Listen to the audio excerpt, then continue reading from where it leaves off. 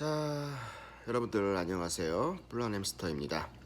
오늘은 여러분들이 댓글을 통해서 좀 질문을 하신 게 몇 가지가 있는데 약간의 좀 오해를 불러일으킬 만한 그런 내용을 가지고 여러분들한테 정확하게 전달을 해드리려고 실시간 라이브 스타일로 좀 영상을 찍고 있어요.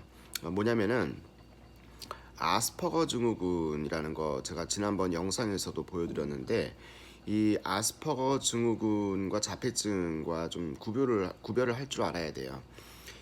가장 두드러진 특징은 뭐냐면, 아스퍼거 증후군은 신경 발달 장애입니다. 그러니까 원인은 뭐 여러 가지가 지금 알려져 있지만, 가장 대표적인 것이 이제 태아 때 엄마의 뱃속에서 뭐 예를 들어 가지고 산소가 좀 공급이 원활하지 않았을 때 이 태어난 아이들이 아스퍼거 증후군을 유발할 가능성이 높다는 것이 이제 연구 결과로 나와 있고요.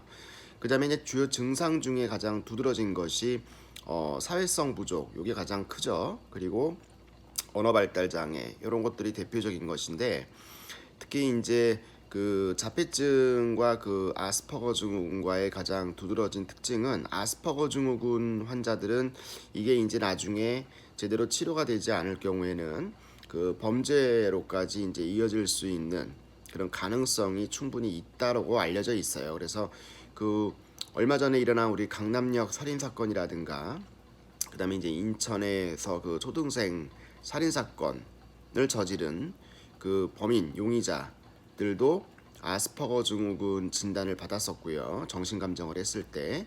그리고 이제 학계에서는 이 자폐증과는 달리 아스퍼거 증후군 환자들이 치료를 받지 않았을 경우에 나중에 이제 성인이 되고 이것이 오랫동안 방치가 되면 범죄로까지 이어질 수 있기 때문에 반드시 치료를 받아야 된다고 얘기를 해요. 그래서 일반적으로 이 아스퍼거 증후군 환자들과 이야기를 하기 전까지는요, 잘 몰라요.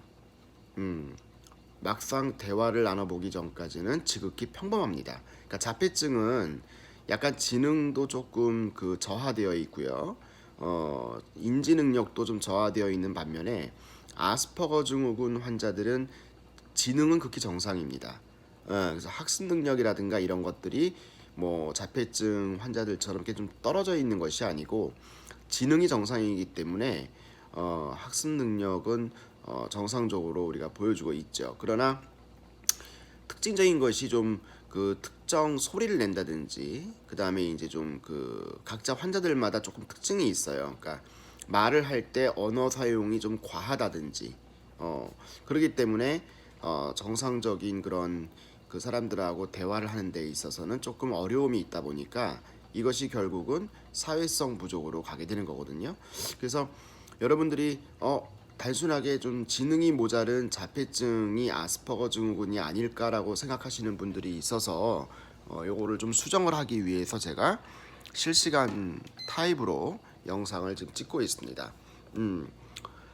이제 대체적으로 우리가 자폐증하고 아스퍼거 증후군 환자의 가장 구별되는 특징들에 대해서 제가 이야기를 했는데, 뭐 사회성이 그렇다고 부족하다고 해가지고 나도 아스퍼거 증후군이 아닐까라는 생각을 하시는 분들이 간혹 계시는 것 같아요. 그런데 그건 아니고, 아스퍼거 증후군의 증상이 여러 가지이기 때문에 두드러지는 특징이, 그런 증상들이 좀 의심되신다면은 상담을 통해서 정확하게 진단을 받아보시는 것도 좋고요.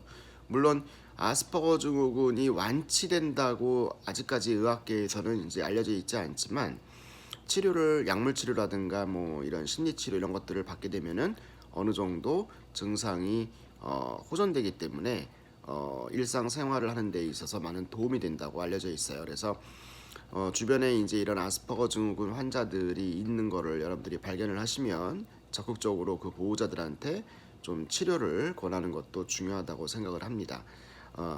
아시겠죠, 여러분들? 자, 저는 또 다음 영상에서 뵙도록 하겠습니다. 안녕.